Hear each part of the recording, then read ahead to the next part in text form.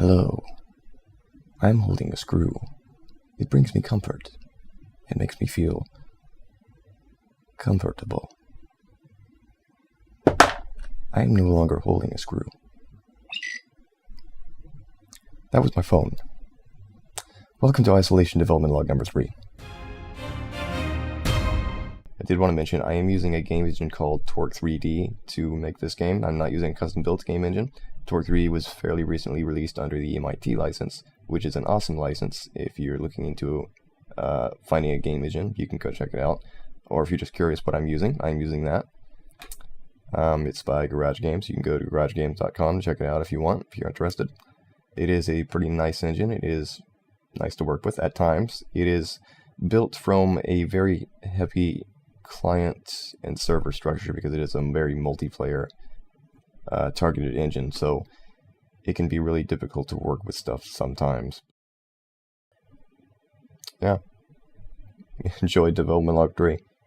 So originally the objectives I had for Milestone 3 were to get in elevators, ladders, possibly a wall climbing technique, and doors. All of those things are in with the exception of the wall climbing technique, which is something I'm going to have to get to a little bit later, as I'll explain later. But along with all of those, I had to add in controls for the doors and elevators. This is a door control right here that I'm looking at, and that is a door. I'll go over that in a little bit. First of all, I want to explain, in the previous development logs, there was an issue with the camera being really excessive. I know because, as I explained, CubeDude, my little test actor here, he was not designed, his animations were not designed to be used with an animated camera, which I put in later. So they are kind of excessive, and I apologize if they bother anyone. But there is a new issue now that came about with this milestone where it's super jumpy and choppy, which I can really show off if I do this. As you can see, the camera jumps around pretty badly. So, I apologize for that. That is something I'm trying to fix in Milestone 4. But I've tried to do this video once now, and I ended up talking way too much, so I'm going to try to get the stuff right away. So, to begin with, I fixed a major rendering bug with the spinning light here, where it would stop rendering at a certain angle, and I'm going to get out of here before SentryBot sees me and kills me. But it would previously not render if I was looking at a specific angle, like right here. It wouldn't have rendered last time. You can see off to the right it is rendering, so that's a major bug that I fixed, thankfully. Now, this is a door right here, and this is a door control, and in order to make the door controls usable, I've added in an action system. As you can see, as I walk up to it, press F to open the door. And if I press F, the door will open. And there's one small bug with the doors, and it only occurs once for whatever random reason. When I close the door for the first time, you're going to see the door flicker back in place, and then it won't do it again after that.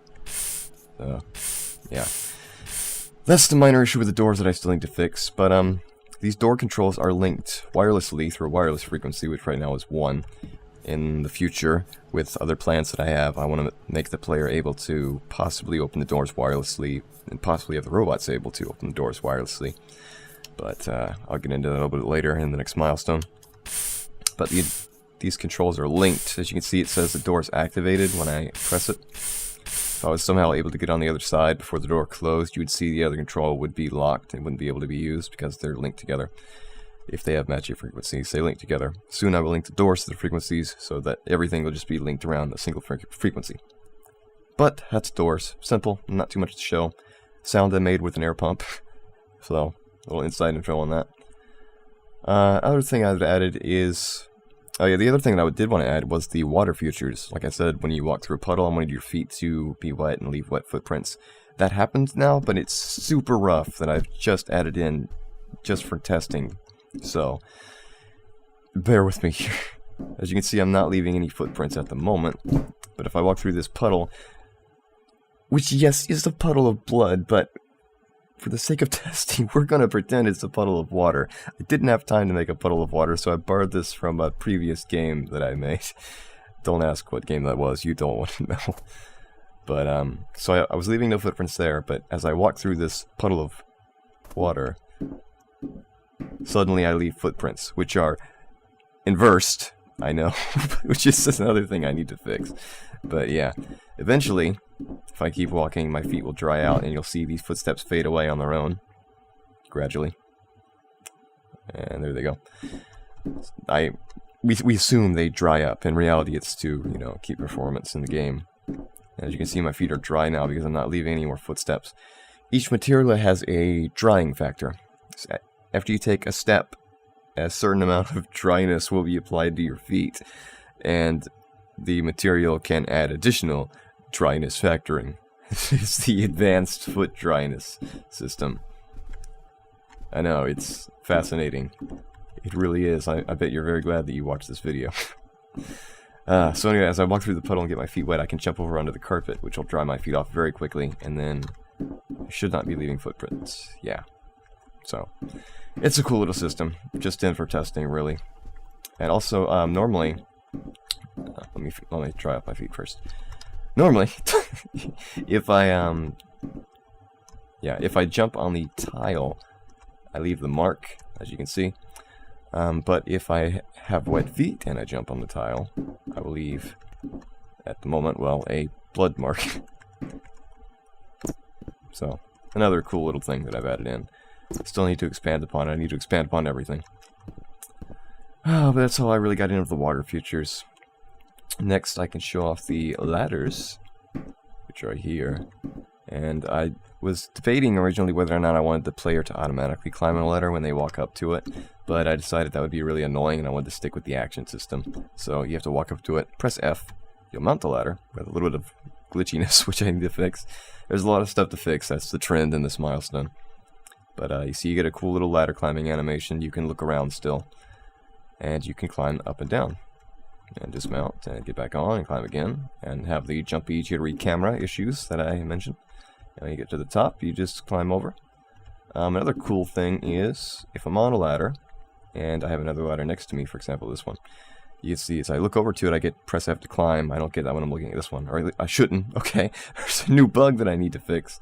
If I look at that one and then look at that one, it doesn't clear. Okay, I'll note that down. But if I'm looking at another ladder, I can press F and attach to it, like so. I could attach to the other one too, but I can't look down because my movement is restricted. There's a slight issue where falling sounds don't always play, so I might not get one. Oh, I did. Thank you. The game's finally being nice to me. And another cool thing about ladders before I move on to that demonic thing over there is, as you can see, as I'm looking through the rungs of the ladder, it still gives me the ability to activate the ladder and climb it. But once I'm on the ladder, and you're not going to be able to tell because I don't have the map set up properly to demonstrate this anymore. But once I'm on the ladder, I can actually detect objects through the rungs. So if there was something right here, I could actually activate that object or do whatever, which I thought would be a cool thing to have. I don't know if I'm really going to be using it or not, but yeah, it's just kind of a way that I differ between using a visible collision mesh, which is the actual ladder itself, and a collision box to have the activations. Anyway, this thing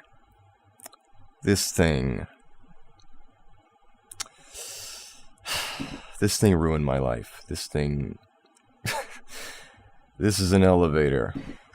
And initially they worked, but when I added in these boxes and this sphere over here, they no longer work. Let me explain. You see, these boxes and these spheres, well, this sphere, are physics objects, because one big thing that I added in Milestone 3 that I did not plan to be doing at all is a physics library. And this is Bullet, the Bullet physics library. I had a choice between this and PhysX, and PhysX I did not go with because it has a fairly restricting license. Not too bad, but I didn't like it. And I didn't realize that Bullet was in Torque, and I didn't realize that Bullet was open source and totally free. So when I found that out, I added in Bullet.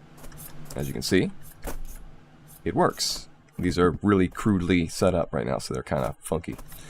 But, yeah, that ended up breaking a lot of stuff, namely the elevators, after a week of work getting them to work properly, and I'll show you why in a second. But the Bullet physics library seems pretty fast, and I wanted a physics library in from the very beginning. but I didn't think I was going to be able to get one in there. And I wanted one in because, again, isolation, I want the focus to be on the player using the environment to get around, to, you know, get past certain points and defeat enemies, in a way. And that was pretty limiting without a physics system. I had plans to try and kind of jerry-rig one, but that was not looking good, and with the Bullet Physics Library, stuff is way nicer, except for this sphere, which really doesn't rotate properly. Yeah. But yeah, it was a lot of work to get my stuff working with it after I implemented it. See, originally, these elevators let the player ride on them very smoothly, but when I added in the library, it doesn't work anymore. What does work, however, is objects that are riding on the elevator. They ride fairly smoothly along the elevator, as you can see. And I'll bring it back. As you can see, elevator is already activated. It'll hover a little bit above it, which is something I need to work on, but it rides smoothly. Aside from that choppiness that you just saw, and that was Fraps. Any choppiness that you see in these videos is from Fraps, not from the game. I think it's a hard drive issue. Don't know. Anyway, so as you can see, the object rides really smoothly along the elevator. However, the player will slide off in the direction the elevator's moving and be very bumpy like this as I'm riding. Oddly enough, though, the up and down motion is smooth. It's just the left and right, or not left and right, the horizontal or whatever. But I'll press the button, you'll see I'll slide off. Won't fall off.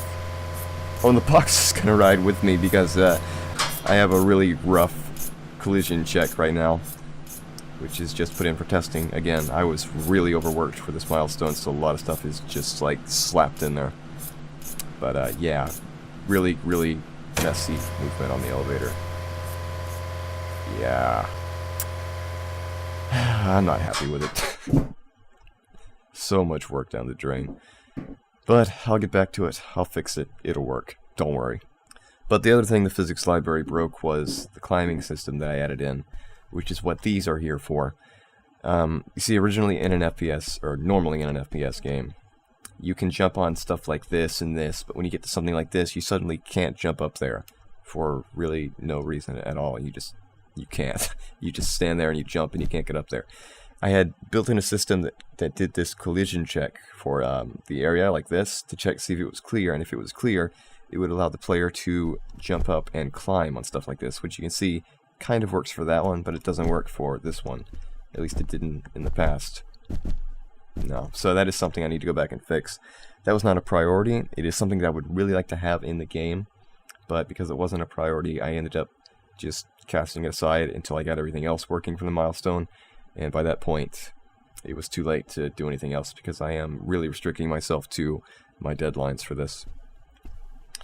But one of the plans that I wanted to add in was, as you can see right here, there's a space in between this and this, but if you look at Cube Dude when he stands, he's obviously too tall to fit in that space. So normally, you would not be able to climb that, and you would not be able to stand up there. But what I wanted to kind of do was have it so that you could automatically enter crouch state or whatever after you climb to fit into areas like this, or even smaller areas by going to the prone state like that.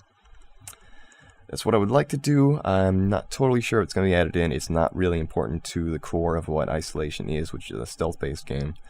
But if I can get it to work, I definitely would like to. But yeah, I was really just way too overworked for this milestone. And everything's kind of broken as a result, so it's in. Everything that I said would be in is in. It does function. I'm very glad to have gotten to this point now. I am very glad that I had the physics library, even though it broke a lot of stuff. But oh yeah, I had lots of fun pushing these boxes around too. I like to put them in the doorway here, and then close the doors on them. Let me see if I can get one in there. Yeah, come on, come on, come on! You filthy orange box! Get in the damn doorway! You're embarrassing me. You. All right, that's almost there. That's good. Let's move you a little bit over. Huh? A little bit. Come on. Yeah. Good enough. Good enough. Let's activate the door. If I can squeeze out here, because I want to be on this side. Oh, that really wasn't worthwhile at all. Alright, alright. If you manage to get the box in the door, it'll fly out, which is fun to watch. Oh, now you're gonna do it. Oh. Well, thank you. Thank you for your cooperation, Cube. There. Oh, well. Embarrass me. You know what? Just fine. I don't even care. I don't even care about you anymore. I thought I knew you. I thought I knew you, Cube 512. I don't even know you anymore. Yeah, it got really awkward. Whatever. So, that should cover pretty much everything, aside from just issues with the audio library and trying to find an audio library that I could use. I set it on Fmod, because Fmod has an awesome indie license, as I've discovered. Xaudio, not so much. Xaudio's leaving. It's not gonna be here in the next milestone. Fmod is where it's at. And OpenDL has some issues, but it's sticking around as well as Direct Sound, which is slow and can cause issues because some chipsets emulate it, or whatever, from what I can gather. Anyway, milestone number 4. Number 4 I'm really looking forward to because it's going to be a much needed break from programming. It's going to be a design milestone. And in milestone number 4, I'm basically going to be refining objects like these controls here, which I kind of want to be little computers that you can operate with an operating system and possibly hack into and stuff. That's all part of, you know, more intricate design that I'm going to get to in the next milestone. And then did I just say then twice? And then going in and refining all of these objects to make them work with the updated designs, because as you can see right now, this is just a box with a box on it. And when I press the box goes into the box. Like this. Actually, I didn't even see that one animate. Huh. Let me try that again. Oh no, I never added animations to the elevator controls. Huh. Forgot about that. Whatever. Not important right now. Same as the door controls, really.